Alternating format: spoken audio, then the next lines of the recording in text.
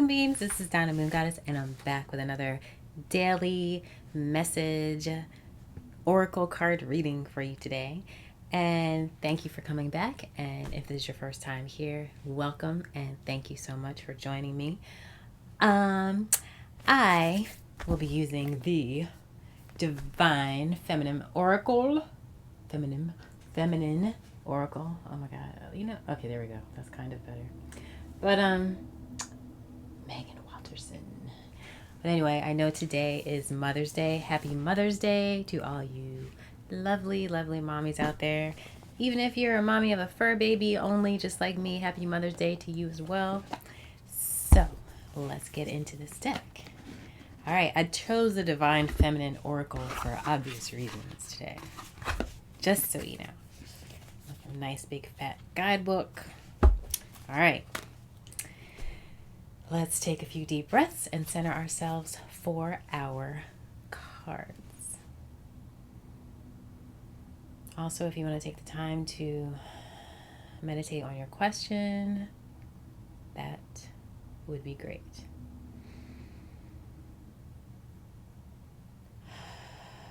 And one last deep breath or two.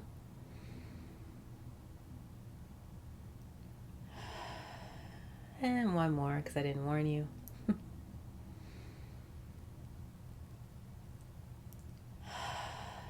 Okay. I got some incense burning. Got a candle lit. Oh gosh. There's too many cards. I'm not going to use that one. Checking out my cat. He's over there. I just switched out my art studio stuff for a gym because I got a little bit of that pandemic weight. I want to get rid of. You should have seen me trying to fix my shirt to make it not look like it looks. So, all right, let me concentrate. All right. Spirit, angels, guides, ancestors, help me choose the cards to answer questions for our special group today. That's one. Oh, that's actually two cards. What do I do? There's two. Okay, one and two then. Alright, I did ask for the cards and there they were. Hopefully my darling Mercury will make an appearance. See if he jumps up on the bed to see us today. I'll have to do 4 cards. That might happen. If I get 2 next time. Oh my God, we're just going to do 4. I like to do it this way because I don't have quite a good grip on it and stuff can, oh here's one, can pop out. You know what? These are some sticky cards and I think we do have 4. Special for Mother's Day. Yeah, we do. Okay, 4 cards today. Alrighty. Now, let's see if I remember how I did this before. Card 1 and 2 and 3 and 4. All right. I can see one of my favorites in here. So, this is card number 1, number 2, number 3, number 4. And take your pick. All right. It's time to do this. All right. Here we go. All right, ready. Group number 1. You chose Joan of Arc, the warrior of light. I have a steel-like faith in myself. The angels armor me with conviction. Beautiful. You know, I really got to get it set up. I have the thing where, oh my gosh, why is it, this light is just too bright right here. Okay, there, you can kind of see it now. Yeah. All right, I give up. So anyway, I was saying I have the thing where it looks straight down, which I think I mentioned before, but I don't think I have the proper equipment to be able to see my face and do that. I know I did it once, but you wouldn't believe how amazing it was that I got the sound synced up on both of them. I might try it again, but I was like, I don't know if I want to push my luck. Okay, here we go. Joan of Arc. There it is. Okay. Are they in order? No. Oh my gosh. Alright, let me look in the beginning. I'm sorry. I should have done this before I did the video. But I thought they were in alphabetical order, and they are. I just can't do alphabetical. Oh, no, they're not. Okay, never mind. Anyway, I found it. Here we go. Here we go. Number 9. That's a good number. Joan of Arc, the warrior of light.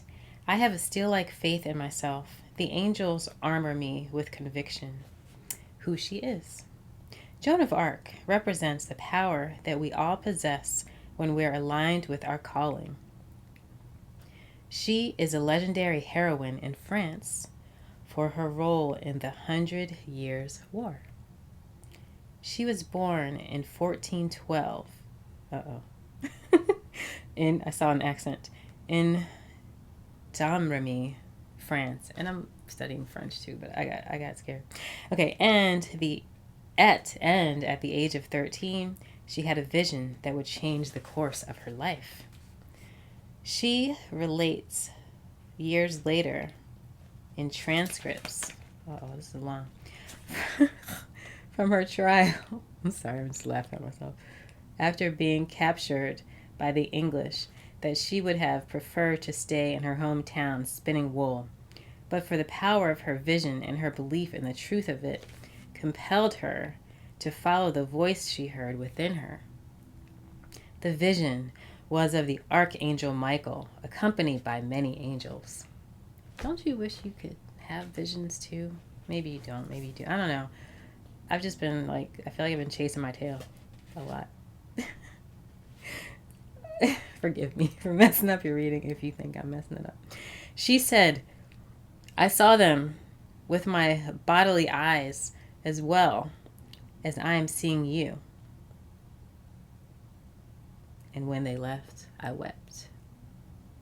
The Archangel Michael told her that she was meant to drive out the English from France.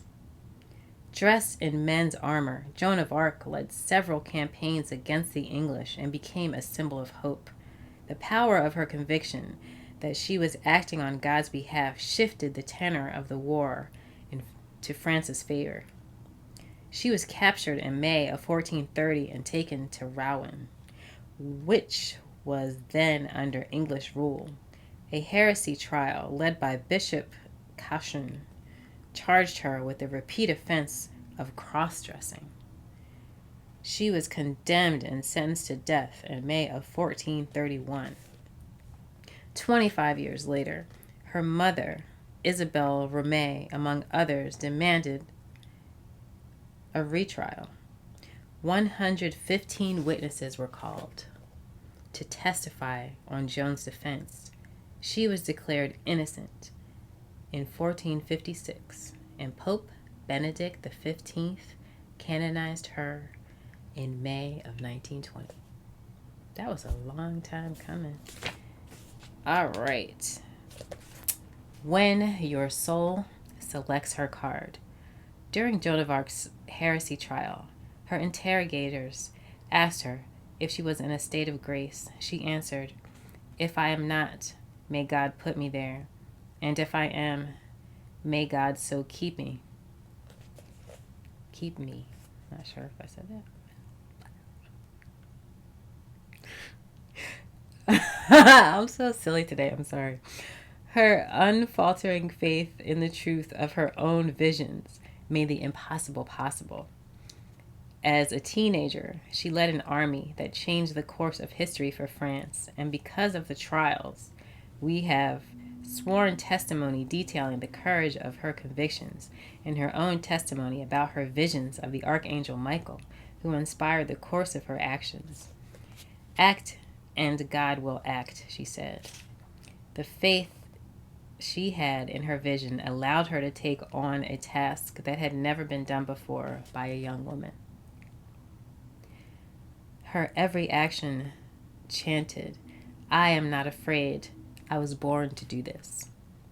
She is associated with the fleur de lis, known as the flower of light. It represents the Trinity, the profound truth that the destiny... What? Yes, the profound truth that the Trinity would not exist without Mary and her brave response to the angels, Gabriel's call. Joan, like Mary, knows she is directly connected to the divine from within her, and she allows that connection to guide her.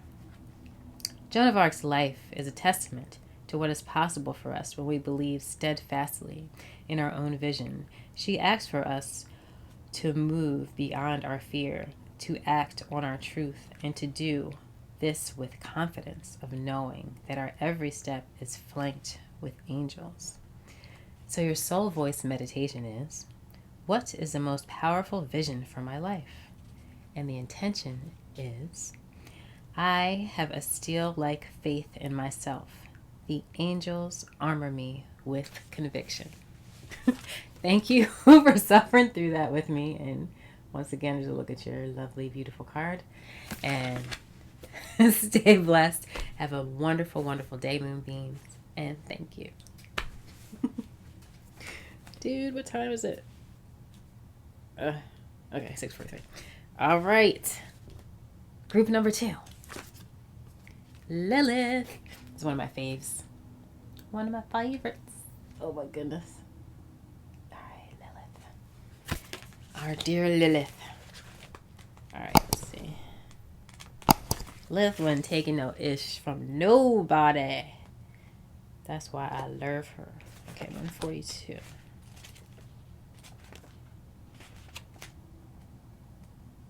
All right, Lilith. Lilith, the first woman. I am the voice of my body and soul. I choose the life that I desire to live. Who she is. Lilith embodies our sovereignty to declare our desires and do what must be done in order to live them out. According to Jewish folklore, Lilith was Adam's first wife. She was created from the same earth as Adam. So when he expected her to be subservient to him, she refused. Lilith explained to Adam that they were equal, made by God. So when Adam insisted again on her submission, Lilith uttered the divine names and flew away. Supposedly, Adam sent angels after her to force her to return, but she was with the archangel Samael, and she desired to remain with him. Ancient Jewish midrash, or retellings of biblical stories, portray Lilith as a demon. But contemporary feminist theologians like Judith Plaskow have incorporated women's experience and women's voices into traditional texts with their own midrash. Plaskow transforms the fearsome, vilified Lilith into a wise, empowered woman. And she was. Lilith embodies the emotional and spiritual aspects of our unconscious or unrealized desires, sensuality, and unbridled sexuality. She owns her body and soul completely. For many women, Lilith is an icon of freedom. Lilith is the first woman. She is the woman who refused to be dominated or defined by anyone or anything outside of her. That's right. When your soul selects this card, Lilith asks, what would happen if you left everything behind? She wonders what prevents you from getting to experience all that you desire. Is it you? Is it an idea of someone you have to be? Is it society's definition of what it means to be a woman? Lilith asks the questions that sometimes never fully reach the light of consciousness. Lilith is unclaimed. She is the ruler of her body and soul, and she reminds us that we are too. And not only that, we have a sacred obligation to be the body's fierce protector. If I were entirely equal to everyone else, to every man, and every angel, like Samael, what would I choose for my life? If I see myself as worthy, as the first woman ever created by the divine, what more would I ask for? Am I living the life I desire? Am I actually fulfilled sexually in my current relationship? Are there aspects of my sexuality I haven't been able to face and voice? Lilith refused to settle. She answered all these questions within her and took action on the truth she uncovered. Lilith demanded that she meet with what she really desired. And she's here to demand that we all do the same. Your soul voice meditation is: what does the life I truly desire look like? And your intention is: I am the voice of my body and soul. I choose the life that I desire to live. Great. Okay. There's another look at your card, group 2. And thank you so much for being here with me today. Come back again. Have a blessed day. Namaste. All right, group number 3. Here you go. You got the Black Madonna, Our Lady of the Hermits. I transform pain and suffering into a greater capacity to love. Ta-da. Promise one day I'll get a better setup for this, but it's working for me now. How's it working for you? All right, let's find your card. Here we go. Number 16. And I went too far. Okay. Oh, wait, what? Didn't I say 16? Okay, let me check again. That's weird. Oh, 26. Okay, now. Da, da, da, da, da, da, da, da. The eyes. All right, the Black Madonna. The Black Madonna, Our Lady of the Hermits. I transform pain and suffering into into a greater capacity to love. Who she is. The Black Madonna represents the power we all have to emerge from the darkness transformed. There are over 500 Black Madonnas throughout Europe. Interesting. Historians believe many of the icons are actually of the Ethiopian goddess Isis and her son Horus, which were carried over from Egypt during the Crusades. Other icons of the Black Madonna are meant to represent earth goddesses and are worshipped for the fertility miracles attributed to them. She is often depicted holding the royal scepter of a ruling monarch. Jungian philosophist Marion Woodman believes that the Black Madonna represents a new awareness or consciousness toward the earth and our bodies. She represents the wisdom we can only accrue when we go through the often painful fires of transformation. In The Pregnant Virgin, Woodman relates that only the intensity of the fire can unite body and soul. The Black Madonna helps us become conscious of the spirit and matter, of the light and dark, in the intersection of sexuality and spirituality. This particular Black Madonna resides in the Benedictine monastery in Einsiedeln, Switzerland. The abbey is dedicated to Our Lady of the Hermits because the chapel where she resides was originally the hermitage of Saint Meinrad, a 9th century hermit. Einsiedeln is the birthplace. If anyone knows how to pronounce that, can you do like a phonetic spelling of it for me, please? Thank you, in the comments. It's the birthplace of the renowned alchemist Paracelsus. Alchemy is the physical process of transforming base metals into unalloyed gold, which represents a spiritual and metaphysical process of burning away all obstacles to just be the soul. The Black Madonna is loved for having been through the fires of loss and for emerging with a greater capacity to love.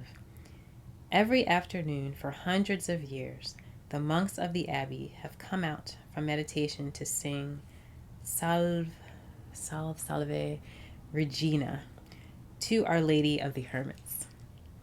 When your soul selects her card,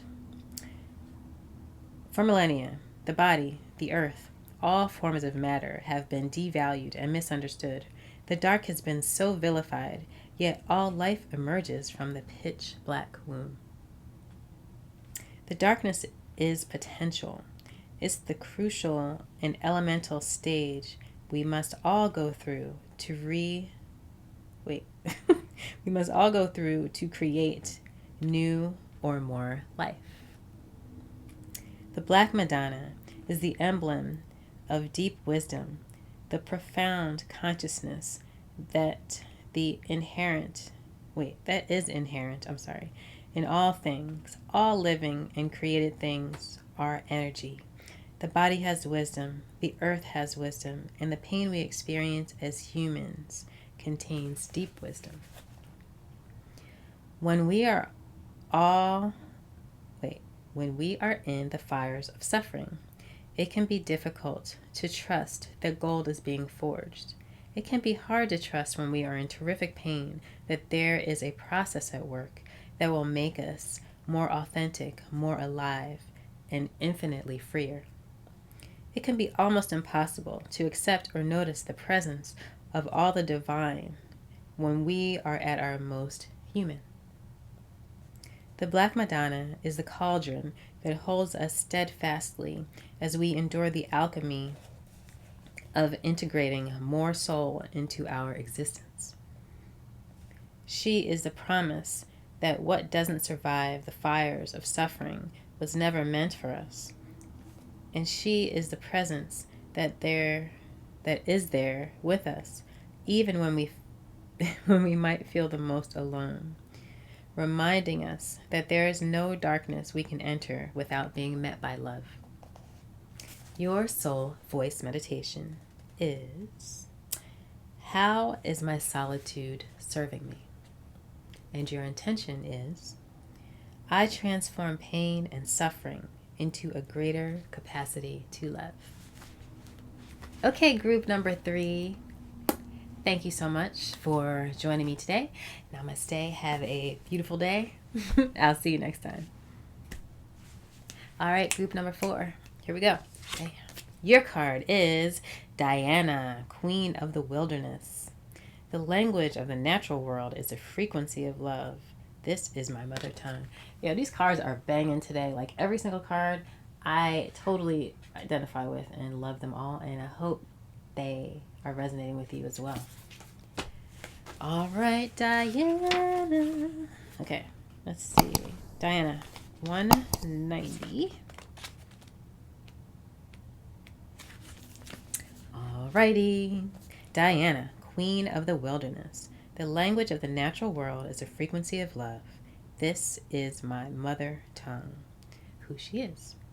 Diana represents the call to embody a more primal connection to the wilderness that exists within. The goddess Diana was worshipped in the ancient Roman religion that originated in Italy.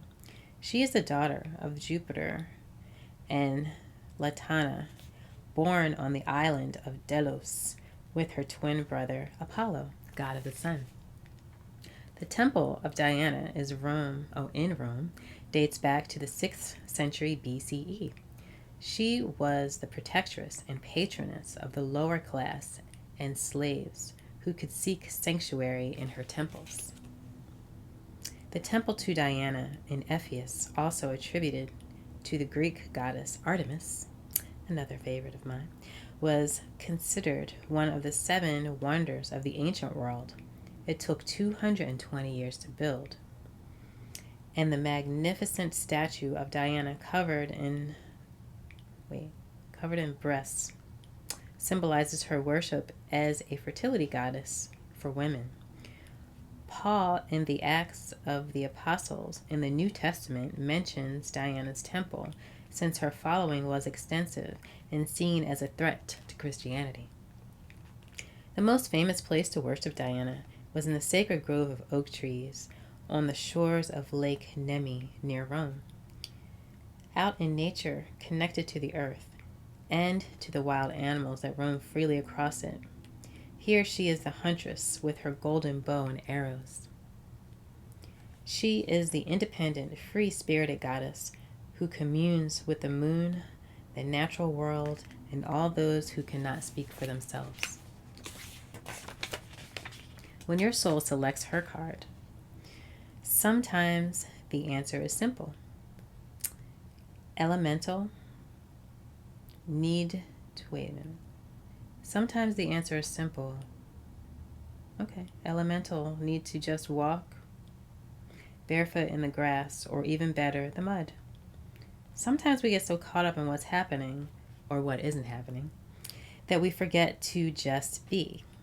We forget that there is tremendous power surging up from the earth, wanting to take whatever energy is no longer serving us. We forget we can communicate with the trees, those ancient protectors and elders whose language comes with the help of the wind and the slow, soft caress that touches our cheek. Answers sometimes need to come from the basic desire of the body to feel grounded here on earth. Diana is associated with fertility, the phases of the moon, and the ability to communicate with animals.